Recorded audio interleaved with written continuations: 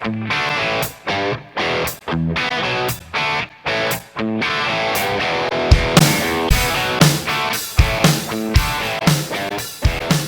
Network coming to you from the Hi-Fi Bar, and joining me are Rosie and Joel from Airbourne. How are you, gentlemen? What's going on, mate? How are you?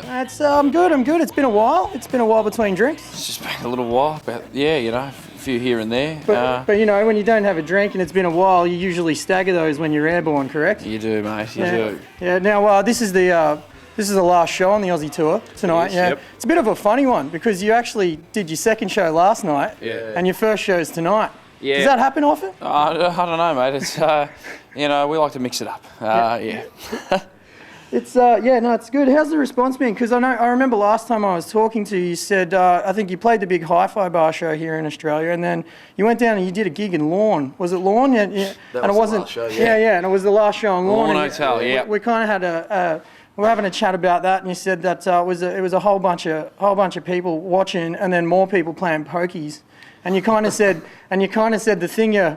No, I'm not having a go at you, but you said the thing that sort of told you guys was that, well, fuck it, we got to come back and work harder next time we're here. Has that shown through with the crowds turning up? I remember when we did the Hi-Fi here, we didn't sell it out until the night. Yeah. These two had sold out way in advance. Yeah. You know, so I mean, we've come back and see what we were meant to do, you know. But we'll see. We haven't gone down to Lawn yet, so we'll see how we go down there. Yeah. No, it was a bit of fun, you know. It was sort of like, because we just did here, and it was like rammed, and you know, it was a big gig, and then we just go down to Lawn, you know, pokies and pool tables, and what's this in the corner of a band? Yeah. That's the note we left on to go overseas with. But the funny thing was, at the Lawn Hotel, the band room is the beer cooler storage area. So you got all these, you know, Jack and Coke cans and Jim and Coke and vodka, Sky vodkas and just slabs of Melbourne, slabs of Carlton. You know, in the band room, we're kind of like, and there's the way in was through this little door, like a loading door. Yeah. And so we're just kind of like, we've got the truck, you know. But a few slabs up. Yeah. Really, who puts a band? Who gives a band room like? I mean, you don't do that. You know, you don't get. We were like, I guess the rider's been pretty good today. You know, fuck it, we'll just take it all with us. Did they actually leave the TVs on while the pokie machines are going as well? Yeah. You know, good. Races at Randwick and Sandown and Caulfield. Put some bets on the dogs while you're watching Airbourne. That's a pretty good. Sure. Mate, it was bets from the stage. You know, you just say the guitar tech. Just put $5 on number 8. Next race at Randwick. I reckon it's in for a shoe-in. I don't think you can have that hybrid. Get the pokies out, blow them up, just leave the bands there. I think that's the vibe. That is the vibe. That's the way to go. Now let's have a chat about the album No Guts, No Glory. I saw you boys down were you demoing when you were at Hot House with Craigie Harness? Yeah, we might have been. Yeah. Yep. Now those 5 tracks on the second disc, are they the Hot House tracks? Yeah, they were. Yeah, so either you've seen us demoing stuff for the album. We do everything at Hot House. Yeah. Or it was the B-sides or the bonus tracks. Okay. I think I guess the B-sides are something you release with a single. So these were bonus tracks that went on the album. So we did them all at Hot House, and they sound great. Yeah, what was the? I mean, because you obviously didn't do it on the first album. I don't know whether money or whatever comes into it when you make that decision. But why did you decide to put those other 5 tracks on there? Oh, we just wanted to put them out. You know what I mean? Like, it's one of those things. We like putting as much rock and roll out as we possibly can. We might have went a bit over the top with 19 tracks or whatever it is, but you know, we just wanted to get them out there so they're out, so we can move on and get some other ones going. Yeah, fair enough. Now, how's the hectic schedule when you leave here? Like, I know you're coming back for Big Day Out, and you got what do you got? Espy as well? Yeah, New Year's Eve, 1 o'clock in the front bar. Yeah, as far as I know. Yeah. And then we do Big Day Out, We fly out Wednesday to Germany, so this is the last show tonight.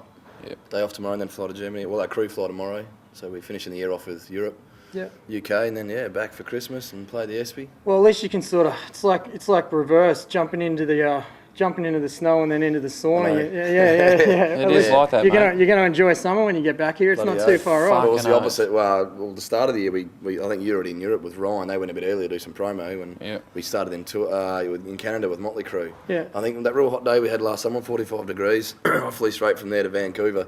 It's just like from 45 degrees and minus 40 or whatever it was. That is heavy, really heavy. Yeah. Now, I guess what we want to find out, how are you feeling about this Big Day Out? Because, I mean, everyone really, it was really, there was, through the Airbourne fans, there was such a celebration over the internet when everyone found out you guys were playing the Big Day Out.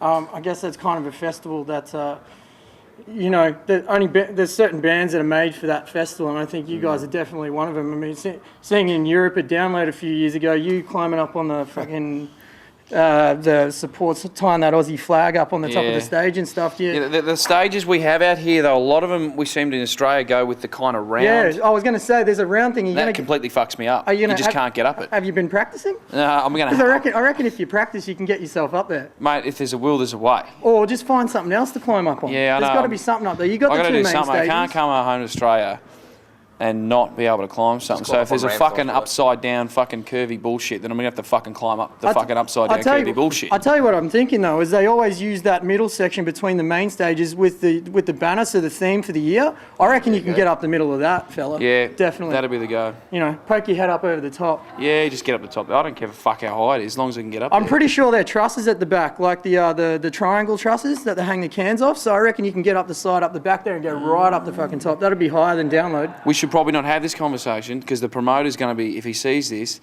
he's going to work out a way to stop me from Well, I'm just not going to send it to the... Oh, good. Yeah, they're not going to watch this, are they? Maybe. We'll find out. You never know that if they do, and then I have to climb the curvy bullshit anyway. Look, they're going to have so much on their mind by the time Big Day Out comes around, noise complaints and so forth. They're not going to know. They will forget about it. They will forget about it. Yeah, until Brisbane or Auckland.